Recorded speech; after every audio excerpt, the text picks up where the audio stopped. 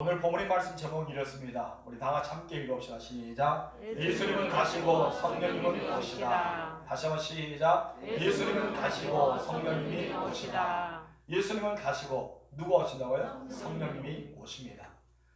인생에는 세 가지의 본질적인 질문을 항상 가지고 살아갑니다. 그 첫 번째 질문이 이렇습니다. 다 같이 읽어볼까요?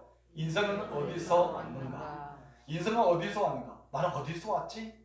나는 누구인가? 하면서 어쩌면 인생에 대한 나의 기원에 대한 것을 늘 궁금해하고 살아갑니다. 그래서 철학적인 사상처럼 인생은 과연 어디서부터 왔는가? 이것이 질문입니다.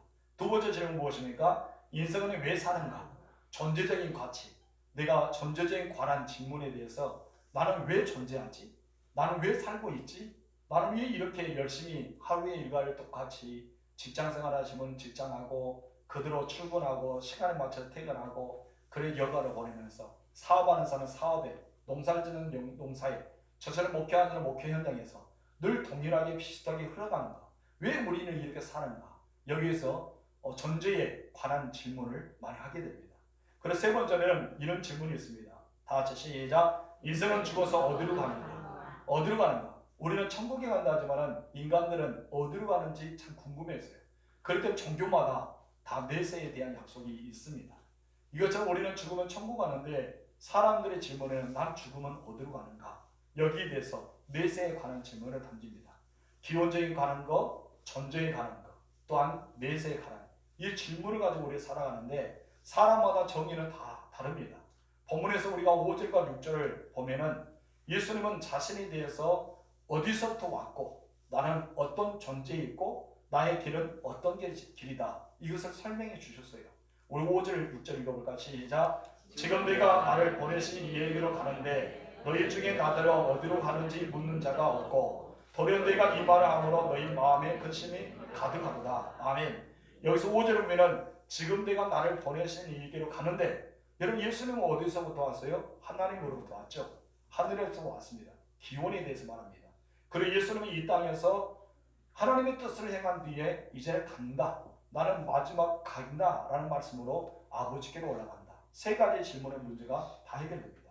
기원적인 문제, 존재적인 이유, 그리고 인생에 가는 마지막 길. 여기에 대해서 말씀하시면서 제자들에게 오히려 물어봅니다.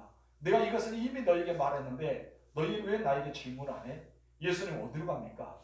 예수님은 이 세상에서 왜 오셨습니까? 예수님은 어디서부터 왔습니까? 이런 질문을 하지 않는 거예요. 그래서 예수님은 도리어 말합니다. 너희는 나에게 질문하는 대신에 뭐하고 있다? 고민하고 있구나. 근심하고 있구나. 염려하고 있구나. 왜 그래? 그러면서 예수님께서 그들에게 말씀하고 있어요. 예수님이 이 세상을 떠나십니다. 예수님 떠나야지만 우리에게 유익함이 있습니다. 우리는 성경을 이미 알았기 때문에 유익함이 무엇입니까? 예수님 가셔야지만 우리 가운데 누구 오셔요? 성령님이 오십니다. 예수님은 우리가 늘 동행할 수 없습니다. 내가 천국에 가지 않는 이상은 우리들이 이 땅에서 예수님이 동행할 수 없어요. 왜요? 아버지의 약속한 것을 다 이루었기 때문에 예수님이 이 땅에 오시는 목적을 다 이루었습니다. 예수님은 3대 사역이 무엇이라고요? 가르치고 전파하시고 치료하셨다. 이것이 주로 예수님의 3년 동안 일어난 3대 사역입니다. 다시 한번 시작. 가르치시고 전파하시고 치료하셨다. 이 세 가지를 꼭 기억해야 돼요. 이거는 목사고시에 나왔습니다. 그런데 여러분의 고시는 안 봅니다. 우리는 세 가지 정도, 예수님의 제자라면 세 가지를 알아야 돼요. 가르쳤다, 그리고 전파하셨다. 뭐를 전파하셨어요? 천국복음, 천국복음. 그리고 치료하였다. 누구를 치료하셨어요? 병든 자를 치료하시고 죽은 자를 살리시고 고아의 가부의 친구가 되시고 예수님의 3대 사역 그것입니다. 그런데 예수님은 이 3대 사역을 행하기 위해서 이 땅에 오셨을까요? 아닙니다. 이것은 그냥 부수적인 것. 1+1이라 했을까요? 1+1처럼 예수님이 3대 사역을 위해서 이 땅에 오신 것이 아니라 예수님이 이 땅에 오시는 진정한 목적이 있어요. 뭐라 했어요? 죽기 위해, 또한 살아나기 위해서. 죽으시고 부활하시기 위해서 이 땅에 오셨습니다. 이것은 이미 하나님께서는 창세기부터 시작해서 말씀하셨어요. 그 계획을 이루기 위해서 이 땅에 오셨습니다. 나중에 우리가 보겠지만은 예수님은 태초로부터 계셨던 분입니다. 그 태초로 천지를 창조하셨는데 뭐로 창조하십니까? 말씀. 창세기 1장 1절 태초. 그리고 요한복음 1장 1절 태초. 요한 1서 1장 1절 태초. 다 1장 2절 태초에 나옵니다. 여러분 요한복음 누가 지었을까요? 요한. 어떤 요한? 사도 요한. 요한 1서는 누가 지었을까요? 사도 요한. 요한계시는 누가 지었을까요? 사도 요한. 똑같은 인물입니다. 태초에 대해서 굉장히 궁금해요. 이 태초라는 것은 어떻습니까? 시작점을 합니다. 내가 원래 시작하는가? 그렇다면 요한복음 태초가 가장 오래되었을까? 아니면 창세기 1장 1절의 태초가 오래되었을까요? 여러분 요한복음 태초가 오래됐다. 이미 예전에 제가 숙제를 이렇게 질문을 던졌던 거예요. 요한복음이 태초가 오래됐다. 1번 손 들어보세요. 없는 것 같아요. 창세기 1장 1절의 태초가 오래됐다. 2번. 자 1번 2번. 1번 손 들어보시고 2번 손 들어보시고. 아무도 모르겠다. 이것은 제가 여러 번 이야기했는데 태초. 여러분 요한복음 1장 1절 태초는 예수님께서 존재하는 것, 태어났을 때를 말합니다. 그런데 제가 태어날 때가 바로 그 태어날 시기라는 그 태초예요. 그래서 요한복음 1장 1절 태초가 더 오래됐죠. 이제는 예수님은 말씀이시다. 말씀과 함께 계셨다. 그건 하나님과 함께 계셨다는 거예요. 이게 예수님의 태어날 시점을 태초랍니다. 요한복음 1장이죠. 근데 이미 예수님께서 계시는 가운데 뭐를 지으니까 창세기 1장 2절에 태초에 하나님이 천지를 창조하십니다. 태어나지 않았다면, 이 땅에 존재하지 않았다면, 이 하나님께서 없었다면 어떻게 창세기 1장 1절이 만들어질 수가 있을까요? 요한복음이 오래됐습니다. 예수님은 거기에서 말씀으로 태초를 지으십니다. 그때 하나님께서 말씀을 부어주십니다. 그럴 때 하나님 아버지는 아버지의 하나님의 역할, 또 말씀이 쓴 예수님의 역할, 그 일을 행하시는 성령의 역할, 이 세 가지 모두가 삼위일체로 들어갑니다. 그래서 우리는 구약과 신약과 지금 현재 우리는 따로 이렇게 계산합니다. 어떤 분은 구약에는 성부 하나님, 신약에는 바로 성자 하나님, 오늘 현재는 성령 하나님으로 구분하는데 이 하나님은요 따로 움직이지 않습니다. 삼위일체잖아요. 함께 역사하십니다. 오늘 그 예수님께서는 올라가셨어요. 그리고 다시 우리에게 성령을 주셨습니다. 성령을 주셨지만은 이 성령은 아버지의 뜻, 예수님의 말씀대로 움직이는 분입니다. 그렇기 때문에 예수님이 말씀하지 않은 것은 말씀하지 않으신 분입니다. 성령 하나님 이곳에 오시는 것도 각자 은사를 주시고 능력을 나타내고 수많은 기적을 행하는 것도 부수적이지만 원래 성령 하나님께서 하시는 일이 있습니다. 무엇입니까? 예수를 증거하는 것, 예수를 나타내 보이는 것. 이것이 성령 하나님의 역사입니다. 저번에 늘 이야기했잖아요. 그렇기 때문에 예수님이 떠날 때 성령이 임하시는 것입니다. 근데 예수님은 어디로 갈까요? 아버지께로 간다고 말씀합니다. 그러면 아버지께로 돌아가는데 그 예수님은 과연 어떤 분이기에 아버지께로 돌아가요? 사도 바울이요 빌립보서 2장 5절에서 8절에 너무나 자세하게 우리에게 설명해 줍니다. 우리 읽어봅시다. 시작. 너희 안에 이 마음을 품으라. 곧 그리스도 예수의 마음이니 그는 근본 하나님의 본체시라. 무엇이다? 하나님의 본체시다. 그 하나님과 동등된 거예요. 하나님과 같다는 겁니다. 하나님이시다는 거예요. 그런데 동등을 취한 것은 여기지 않으시고 그 다음에 시작. 오히려 자기를 비워 종의 형체를 가지사 사람들과 같이 되셨고 사람의 모양으로 나타나사 자기를 갖추시고 죽기까지 복종하셨으니 그 십자가에 죽으십니다. 그렇다면 예수님의 본래 어디서부터 하세요? 하나님 자체입니다. 이 땅에서 무엇을 하셨습니까? 하나님이 일을 하셨습니다. 그럼 어디로 가십니까? 하나님께로 가시는 거예요.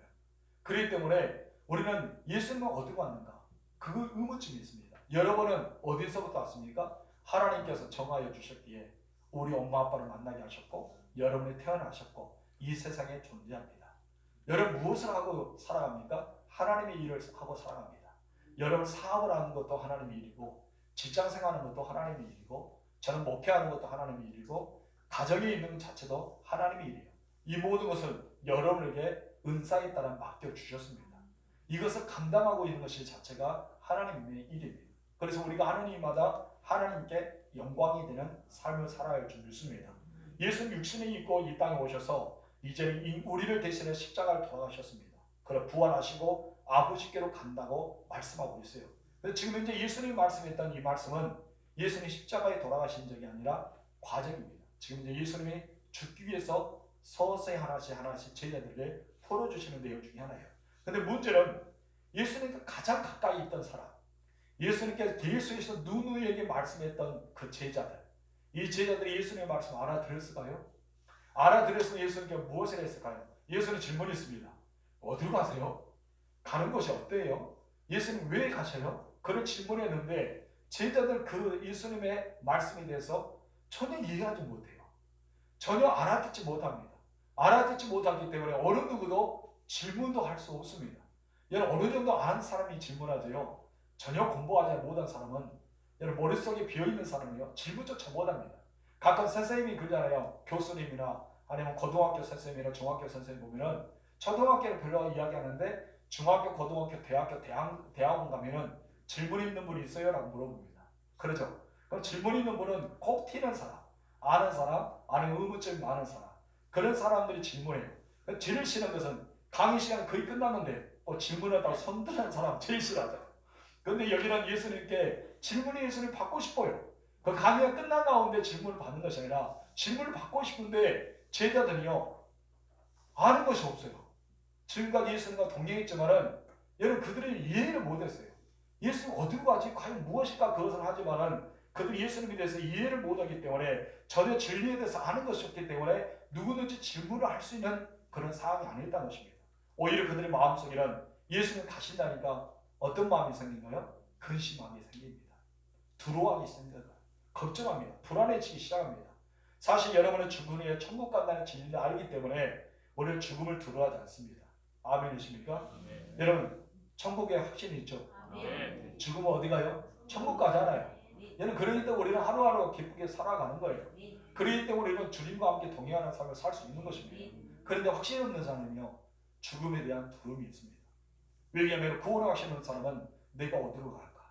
죽으면 어디로 가지? 나는 과연 어디로 갈까? 확신 없는 사람은 무엇입니까? 교회에서 많이 들어본 것이 천국가 아니면 지옥이다. 그러나 확신 없는 사람은 뭐예요? 나 지옥 가면 어떻게 할까? 하면서 걱정이 되기 시작하겠죠. 여러분 걱정됩니까? 대답이 걱정됩니까? 걱정됩니까? 안 되죠. 왜 걱정이 안 돼요? 천국에 갈 거니까. 나 죽으면 천국에 갈 거니까 걱정이 안 되는 거예요. 근데 확신이 없는 사람은 걱정이 되겠죠. 얘는 지금 제자들은 무엇을 합니까? 걱정이 됩니다. 불안합니다. 왜 예수님에 대한 진리를 모르기 때문에, 예수님 누구인지도 정확하게 모르기 때문에, 왜 예수님이 이 땅에 오시는지 모르기 때문에, 그들이 예수님 누굽니까? 이 로마의 조건을 물려내고 이 땅에 저런 평화의 왕으로 오셔서 우리 이 나라를 정복하고 우리가 자유의 나라가 되고 독립의 나라가 되고 우리 예수님 왕권을 가지면 우리는 한 자리에서 차지해서 그 정치적인 세력을 우리가 장악해보자. 이런 마음이 가득했습니다. 한 번도 그 마음이 가득 찬 사람들에게 예수님 간다니까 여러분 어떤 마음이 있어요? 허무한 마음밖에 없다는 것입니다. 성도 여러분, 여러분 마음속에 허무함이 없죠? 우리 주님이 가셨기 때문에 성령님이 오셨다는 것입니다. 사람들이 이 미래에 대해서 부정하고 슬퍼합니다. 많이 웁니다. 왜냐하면 그 미래를 알지 못하기 때문입니다. 그러나 예수를 믿는 사람들이요 걱정이 없습니다. 다 천국에 가기 때문에 우리는 천국에서 만날 수 있는 것입니다. 그런데 우리가 예수님이 떠나는 것은 제자들의 유익이라고 오늘 본문에 이야기합니다. 그것은 바로 온 인류의 복 자체가 그 유익이기 때문입니다. 7절 말씀 읽어봅시다. 시작. 그러나 내가 너희에게 실상을 말하노니 내가 떠나는 것이 너희에게 유익이라. 아멘. 뭐라고요? 내가 떠나는 것이 너희에게 무엇이라? 유익이라. 그 대신 떠나지 않으면 어떻습니까? 보혜사가 너희에게 오시지 아니할 것이요 가면 내가 그를 너희에게 보내니. 여러분 아버지 하나님께서 성령을 보내주셔야 가능한데 예수님은 가셔야지만 그 사역이 이어진다는 것입니다.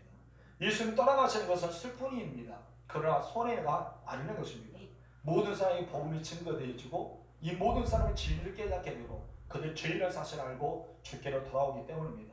여러분 우리가 성령 하나님을 받았기 때문에 방언의 역사가 일하고 예언의 역사가 일하고 각종 은사가 나타납니다. 만약 성령을 받지 않았다면요 여러분 우리는 그런 은사가 우리에게 나타나지 않겠죠. 만약에 성령 오시지 않았다면 오늘 여러분들 예수 믿어 이 자리에 있을까요? 여러분 우리나라가 불교, 유교가 굉장히 강하잖아요. 그럼 우리는 전통적인 신앙을 그대로 이어받았을 겁니다. 성령 오시지 않았으면요 선교사도 이곳에 오지 않았습니다. 기독교 자체는 없어요. 여러분 성령이 오셨기 때문에 기독교가 생기고 교회가 생기고 믿는 자가 생기고 복음이 땅끝까지 이르러서 많은 자에게 복음의 증인이 됩니다. 성령이 오시지 않았으면 제자들이 왜 목을 내놨을까요? 제자들이 왜 불에 타면서 죽었을까요? 여러분 제자들이 왜 사지가 찢겨서 이런 그렇게 순교를 당할 수 있을까요? 성령이 오시지 않으면 가는 일이 없습니다. 그들은 성령 오셨기 때문에 그 천국에 대한 확신이 있기 때문에 내가 죽어도 천국 간다는 그 모든 놀라운 은혜가 있기 때문에 그들은 가는 것입니다. 성령이 이 세상에 오셔야지만 놀라운 일을 펼쳐나갈 수 있습니다. 8절 말씀, 성령이 왜 이 땅에 오셔야 될까요? 우리 8절 예수님께서 이렇게 정의해 주십니다. 시작. 그가 와서 죄에 대하여 의에 대하여 심판에 대하여 세상을 책망하십니다. 여기서 말합니다. 죄, 의, 심판, 세상을 책망한다. 여러분, 세상을 책망한다는 말을 우리가 귀에 들어와야 됩니다. 여러분, 이 세상에 대해서 책망에 대해서 충분히 이해가지 않으며 의에 대해서, 죄에 대해서, 또 심판에 대해서 이것을 우리가 대충 문자적으로만 해석하지 이것이 어떤 뜻인지 모를 때가 많습니다. 이것 책망이라는 것은요, 단순히 너 잘못했어, 너 이렇게 살면 안 돼, 이런 지적을 의미하는 것이 아닙니다. 이 책망이 어떤 것인지 아십니까? 진실을 알 때까지 내 마음에 오셔서 두드려요. 성령 하나님이 두드리십니다. 내가 진리를 알 때까지 두드려. 그래 나에게 무엇을 줍니까? 깨달음을 줍니다. 아, 이것이 죄구나. 이것이 이렇게 살아가는 것과 이거 이렇게 하면 심판이 면할 수 있구나. 이것을 성령님께서 계속 두드린 것을 가르쳐 무엇이더라? 책망이다.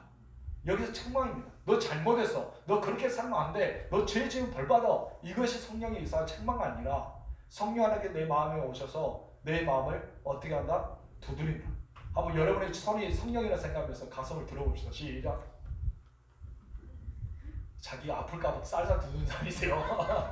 여러분, 안 두드리는 분이 있는데 그래 내 손이 성령이 아니지 안 두드리는 분이 있는가? 야, 성령님은 딱 두드리십니다. 내 마음 심령에서 두드려요.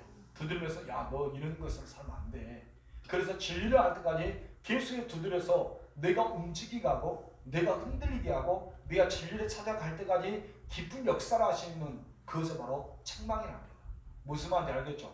문자적 책망은 너 잘못했잖아, 너 안 되잖아, 그러면 안 돼라고 훈계하고 막 책치자하고 잘못을 막 질타하는 것이 문자의 책망이라면 성령 하나님은 계속해서 우리를 두드려 주십니다. 마음을 두드려 주시고 심령을 두드려 주십니다. 그런 분이 바로 성령이십니다. 그렇기 때문에 죄를 지은 우리 마음속에 무엇이 생깁니까? 마음의 찔림이 생긴다. 이것이 누구의 역사다? 성령의 역사다. 내 안에 성령이 계시면 그런 마음이 생긴다는 것입니다. 그렇기 때문에 성령 여기 책망은요, 권세가 있는 것입니다. 분명한 증거, 정확한 판단, 영적이고 그리고 초자원적인 감수성, 그리고 통찰력까지 가신 분이 바로 이런 것을 책망이라고 말하고 있습니다. 여러분, 성경학자 필로는 이런 말을 했습니다. 다 같이 읽어봅시다. 시작. 책망은 사람을 회개할 때까지 영혼의 양심을 지켜주시는 것이다. 아멘. 이거 내 마음을 두드리신다.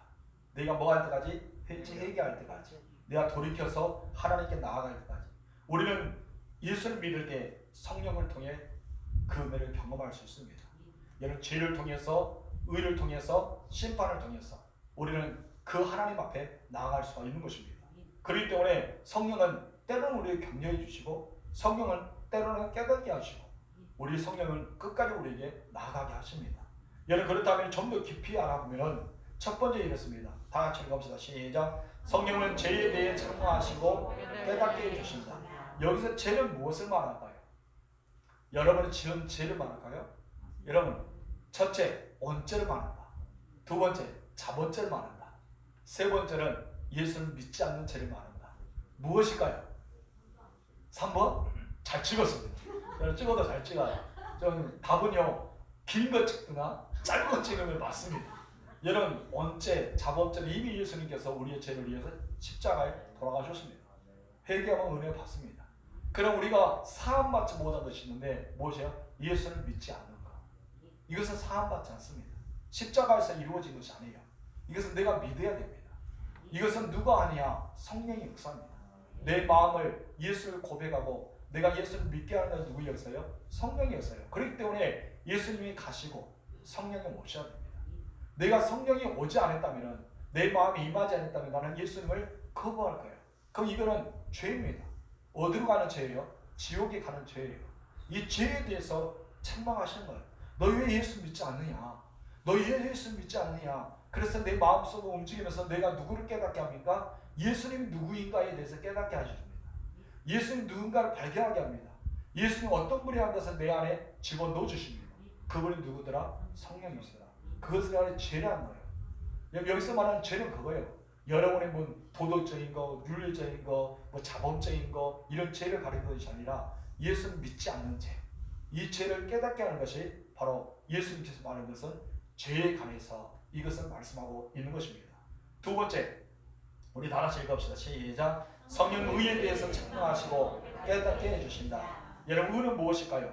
여러분, 성령 우리 안에 구원받은 의가 전혀 없음을 가르쳐 줍니다. 내가 인간은 모든 사람은 자기가 의롭다 생각하는 사람 많아요. 사실 우리는 의롭지 못합니다. 여러분, 그렇기 때문에 자기처럼 고집센 사람도 없고요. 우리는 자기처럼 주장이 강한 사람도 없습니다. 왜 그럴까요? 난 의롭지 못하기 때문입니다. 심지어 하나님 보고 계시다고 말을 서슴없이 우리는 하나님에 대해서 주장하고도 있습니다. 그래서 성경에 오시면 이것을 깨닫게 합니다. 내가 얼마나 큰 죄인인지, 내가 얼마나 부족한지, 내가 얼마나 나약한지, 내가 하나님 앞에 감히 세리의 기도처럼 고개를 들지 못할 존재인지 성령이 깨닫게 하는 것입니다. 그래서 로마서 3장 10절에서 말합니다. 시작. 기록도마 의인은 없나니 하나도 없습니다. 이것을 깨닫게 하는 거예요. 이걸 깨달을 때 너희가 하나님 앞에 무릎을 꿇을 수가 있기 때문입니다. 세 번째, 다같이 시작. 성령은 심판에 대해 책망하시고 깨닫게 해주십니다. 세상에는 개인적 종말이 있고 우주적 종말이 있습니다. 무슨 종말이 있다고요? 개인적 종말과 우주적인 종말. 개인적 종말은 무엇을 말합니까? 여러분이 날수가 다 되면 죽는 겁니다. 내가 이 세상에서 죽는 거예요. 내 자체가 없어지는 겁니다. 흙으로 왔으니 흙으로 가는 것이 개인적 종말입니다. 우주적인 종말은 무엇이에요? 하나님이 이 땅에 말씀하신 대로 심판이 임하는 것. 이 우주적인 모든 세계가 파괴되고 새하늘과 새 땅이 이루어지는 우주적 종말을 말합니다. 여러분, 건강한 사람은 죽음에 대해서 그렇게 많은 생각을 안 들어요. 다들 죽음이란 거 압니다. 나도 언젠간 죽겠지 생각하지만은 내가 언젠간 죽는단 말이 나의 마음에는 쏙 들어오지 않습니다. 왜? 나에게는 죽음이란 것은 거리가 멀다고 생각하기 때문입니다. 그런데 여러분, 우리들이 상황이 그렇지 못한다면 죽음이라는 것을 생각해 볼 필요가 있습니다. 저도 고등학교 때 죽음이라는 것을 문제는 머릿속에 잠을 못 자면서 생각한 게 있어요. 아, 죽으면 어떻게 하지? 나 죽으면 어떻게? 잠을 못 자고 끙끙대면서 죽음에 대해서 한번 생각해 본 적 있어요. 여러분, 왜 그렇게 죽음에 대해서 고민하고 염려하고 걱정하고 두려워가 있을까요? 내가 예수님에 대해 확신이 없었겠죠. 천국에 대한 확신이 없었겠죠. 그렇기 때문에 죽음에 대해서 그걸 두고 떨린 것입니다. 어느 하루의 인생을 주신다면 여러분, 이 하루에 눈을 뜨자마자 하나님 앞에 무엇으로 고백해야 될까요? 야, 나 살려주셔서 감사합니다. 그렇게 해야 될까요? 아니죠. 하나님, 나에게 또 다른 선물을 주셔서 감사합니다. 고백해야 될까요? 하루의 삶을 살아갈 수 있는 선물. 그러지 않으면 여러분, 오늘 밤에 내 영혼을 취한다면 이 말씀이 우리에게 귀가 열리게 될 것입니다. 오늘 밤에 내 영혼을 취한다면 여러분, 이 세상에 존재하지 않는 거예요. 내일 아침에 눈을 탁 뜨면요, 그냥 감사해야 돼요. 왜 감사해야 됩니까? 어느 하루도 선물을 주셨구나. 어느 하루를 누구를 사랑할 수 있는 선물, 내가 누구를 귀하게 여길 수 있는 선물, 내가 일을 할 수 있는 선물, 내 가정에서 아버지로서, 어머니로서, 남편으로서, 아내로서, 아니면 자녀로서, 부모로서의 역할을 할 수 있는 선물. 우리는 이 선물에 대해서 감사해야 줄 있습니다. 그러나 우리는 개인적 종말은 있다는 것입니다. 그렇기 때문에 여러분, 개인적 종말이 찾아오면요, 가장 우리에게 있어서 중요한 한 가지가 무엇이냐면 심판이라는 것이죠. 뭐라? 심판. 우리 읽어볼까요? 사도행전 4장 12절 시작. 다른 이로서는 구원을 받을 수 없나니 천하 사람 중에 구원을 받을 만한 다른 이름을 우리에게 주신 이 없음이라 하였더라. 아멘. 우리에게는 구원의 메시지, 바로 예수 그리스도를 주셨습니다. 그런데 우리 예수 그리스도를 믿지 않으면 나에게 무엇이 다가옵니까? 심판이라는 단어가 다가옵니다. 심판대 앞에 서면 두렵고 떨릴 수밖에 없습니다. 어떤 사람도 긴장에 어쩌면 자신감이 있는 사람, 담대한 사람도요, 심판대 앞에서는 두려워할 수밖에 없습니다. 성령님요, 이것을 가르쳐 주십니다. 어떤 거 가르쳐 줄까요? 우리 9절 말씀 시작. 죄에 대하여 하는 그들이 나를 믿지 아니하며. 아멘. 성령은 죄를 먼저 가르쳐요. 심판이 있기 때문에 죄에 대해서 가르칩니다. 바로 예수를 믿지 않은 것, 조금 전에 이야기했던 것, 여기를 가르쳐 주십니다. 성령 임하는 한순간에 내가 동의합니다. 내가 인정합니다. 그렇게 된 거예요. 아무리 내가 부정하고 예수가 어디 있냐? 예수 있으면 나와봐. 한번 하나님 보여줘봐. 막 그런 세상 사람도 있잖아요. 그런 사람에게 성령 하나님이 딱 오시면요, 바로 꺾어집니다. 누구처럼? 사울처럼. 바로 꺾어지면서 어우 주님, 내가 죄송합니다. 그러겠죠. 바로 꺾어지는 거예요. 성령 하나님이 우리를 부정할 수 없습니다. 바로 예수님에 대해서 말한 거기 때문에 내가 예수님 모른다는 자체가 죄라는 것을 말합니다. 10절 말씀 시작. 의에 대하여 하면 내가 아버지께로 가니 너희는 다시 나를 보지 못합니다. 여기서 말합니다. 의는 선행을 행하는 것이 아닙니다. 죄를 안 지은 상태가 아닙니다. 바로 의는 누구를 가리킵니까? 예수 그리스도를 가리키고 있습니다. 하나님의 나라와 그의 의를 구하라고 했잖아요. 하나님의 나라는 천국입니다. 그의 의는 누굽니까? 예수 그리스도입니다. 여러분 이 말씀은 뭐예요? 하나님 나라와 예수 그리스도를 구하면 너에게 더하는 은혜를 주시겠다. 그 말씀이 바로 예수 그리스도를 뜻하고 있는 것입니다. 아멘. 하나님의 나라 천국 그의 의 예수를 통해서만 어딜 가기 때문에 하나님의 나라를 가기 때문에 이것을 구하라. 한마디로 이것을 짧게 말하면 복음, 좀 길게 말하면 예수 믿으라. 그리고 살아라. 이것을 뜻하고 있는 것입니다. 무슨 말인지 알죠? 11절 말씀 시작. 심판에 대하여 하면 이 세상이 임금의 심판을 받습니다. 여러분 여기에 대해서 참 재밌는 일이 있어요. 여러분 인간이 성령이 없으면요 사탄과 귀신의 존재를 인정하지 않습니다. 그러니까 이 성령이 오시면요 사탄과 귀신의 존재를 인정합니다. 세상 사람들이요 사탄에 대해서 어느 정도 알고 있어요. 귀신도 압니다. 근데 참 재밌는 것이 하나 있어요. 그들은 귀신과 사탄을 무서워해요. 근데 부적도 붙입니다.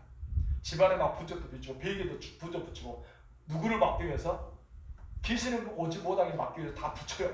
근데 여러분 귀신을 그들은 숭배하고 있습니다. 제사상을 차리잖아요. 그러죠? 제사상을 차리면서 누구를 모시고 있어요? 귀신을 오라는 거예요. 그럼 오기를 싫어하면서 제사상을 차리면서 귀신을 오랍니다. 여러분 사업을 하면서요 귀신이 이 사업을 잘하기 위해서 뭐합니까? 고사를 치릅니다. 돼지머리 갖다 놓고. 여러분 무슨 말인지 알죠? 세상 사람들 귀신을 싫어해요. 그래서 부적을 붙입니다. 오지 말라고. 그래서 그들은 귀신을 못 들어오게 합니다. 그런데 그들은 귀신을 막 오라고 해서 잡아당기고 있어요. 이해가 안 가죠. 무슨 말인지 알겠죠? 여러분 죄송합니다. 찜이 치여서. 여러분 이해가 안 가셔요?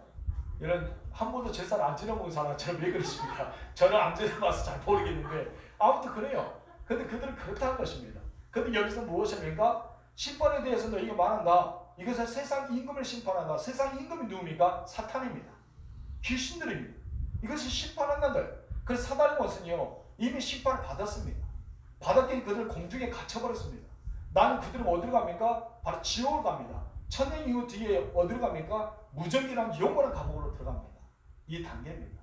지금 사단은요 공주 권세 잡은 자가 됐어요. 공중에 갇혀있는 자가 되었다는 것입니다. 우리는 들어오면 안 됩니다. 이미 그들은 갇힌 자입니다. 나는 그들은 어디로 간다고요? 지옥으로 떨어집니다. 천년왕국이 지나면 여러분 그들은 어디로 갑니까? 무정으로 들어갑니다. 여러분 대시 때에 갇혔던 그 군대 귀신 알잖아요. 군대 귀신은 예수님께 한 가지 소원을 빌었던 건 무엇입니까? 무정행으로 보내지 마소서.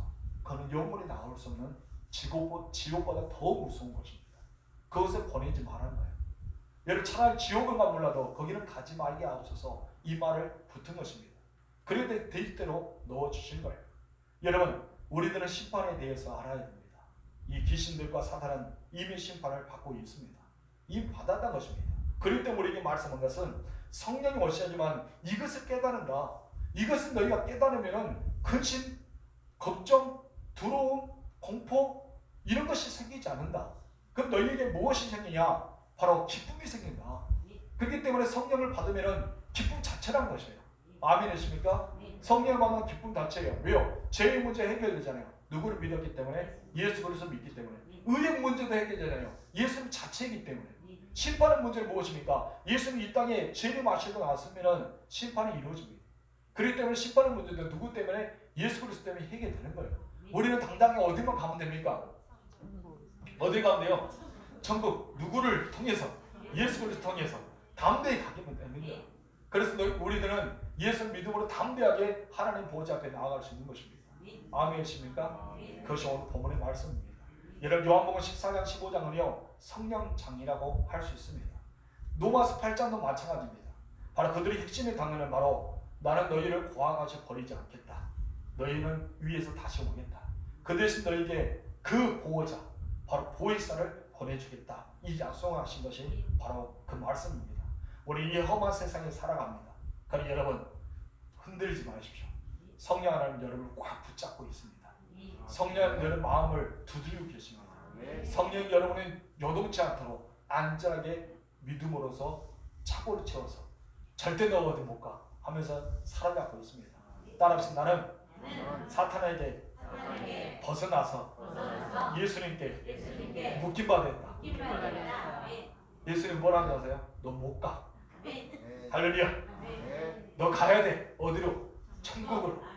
그러고 있다는 그러기 위해서 누가 오셨다? 성령이 오셨다. 오늘 제목을 잘 알아야 돼요. 그러기 위해서 누가 오셨다? 아까는 잘하더만 두 번째는 딱 틀렸습니다. 그래서 성령이 오셨어요. 여러분 예수님은 가시하지만 성령이 오십니다. 그런다 예수님이 내 마음에 사라진다? 아니다. 성령이 오심으로 예수님에 대해 깨닫게 하셨다. 오늘 본문의 말씀입니다. 반복적인 말씀이지만 그것을 기억하시기 바랍니다. 여러분 저는 여러분에게 한 사람도 빠짐없이 성령의 세례 받으시고 성령 충만을 받으시고 성령과 동행하게 될 주님으로 축복합니다. 기도하겠습니다. 참 좋으신 하나님 감사합니다. 예수님은 갔어야지만 성령이 오시는데 지휘자들은 걱정하고 근심하고 있습니다. 자기들과 함께 먹고 자고 생활했던 예수님이 어디로 가신다니 예수님 과연 어디로 가실까? 그들은 의문만 가지고 있었습니다. 그렇기 때문에 감히 예수님께 묻는 자도 없었습니다. 그들은 알지 못하기 때문입니다. 우리들은 예수님께 질문할 수 있습니다. 그리고 예수님께 물을 수가 있습니다. 그리고 예수님께 더 가까이 갈 수가 있습니다. 우리는 성령 하나를 통해서 깨달게 하여 주시고 말씀을 기억나게 하시고 그 말씀을 믿어지게 하여 주시며 그 말씀대로 살아갈 수 있도록 은혜를 내려주셨기 때문입니다. 하나님 내가 예수 믿는 그 은혜를 베풀어 주셔서 감사합니다. 내가 예수 그리스도 안에서 의롭게 살아가게 하여 주셔서 감사합니다. 내가 심판을 면하고 내가 하나님 보좌 앞에 나아가서 천국과 천사와 함께 하나님을 찬송 올려드리는 그날이 다가오게 하여 주심을 감사드립니다. 오늘의 선물 주었던 하루도 점점 마무리 짓고 있습니다. 내일 또 우리에게 선물이나 하루를 주신다면 이 하루 동안 우리를 사랑하고 행복하고 기쁨이 있고 즐거워하면서 또 다른 천국을 만들어가는 우리 모두가 되게 하옵소서. 하나님 예배의 승리자가 인생의 승리라고 말씀하지 않았습니까? 오직 이 시간에 아벨의 예배처럼 저들의 예배를 받으시고 그들의 예배가 승리가 되었으니 앞으로 인생의 승리도 활짝 열어주옵소서. 저는 가장 좋아하는 말이 바로 요한 3서 1장 2절 말입니다. 사랑을 다하여 내 영혼이 잘된것 같이 범사가 달래고 강건하게 원한다. 하나님 이 말씀처럼 우리 성도들에게 영혼이 잘되게 하옵시고 그들의 육체가 건강되게 하여 주시고 손으로 수고한 모든 일마다 잘되는 것을 일어날 수 있도록 축복하여 주옵소서. 돌아가는 길도 안전케 하옵소서. 잠을 잘 때 푹 잘 자게 하옵소서. 내일 또 하루를 주신다면 행복하게 열심히 살아가는 하루가 되게 허락하옵소서. 우리 구주 예수님의 이름으로 기도합니다. 아멘. 주기도문 할까요? 하늘에